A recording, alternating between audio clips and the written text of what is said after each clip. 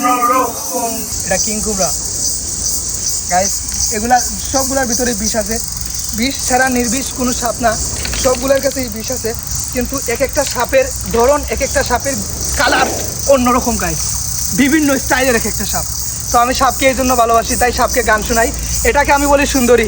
পাহাড়ে যেই পাহাড়ে যাই আমি, ইন্ডিয়ার মেঘালয়ের পাহাড়ে যাই, জাফলংয়ের পাহাড়ে যাই, ইন্ডিয়ার সেই একটি কালো পাহাড় আছে সেই পাহাড়ে যাই, আমি যেই পাহাড়ে যাই, আমাদের কমলগঞ্জের লাউয়াছড়ায় যদি সাপ পাই, যদি যাই, তাহলে আমি এই সাপকে পেলে বলি সিলেটি সুন্দরী। কারণ এই সাপটি দেখতে খুবই সুন্দর, কিন্তু ভিতরে বিষ অনেক মারাত্মক। তাই আমি তাকে বলি আমি পাহাড়ি পুলা, তুমি সিলেটি সুন্দরী, এক দেখাতেই তোমার প্রেমে গেছি আমি পড়ি। আমি পাহাড়ি পুলা, তুমি সিলেটি সুন্দরী। ও তোমার সিলেটি মাত আমি হুইন্না হইছি খাইত, আমার হাতে প্লিজ তুমি রাখো না গো হাত।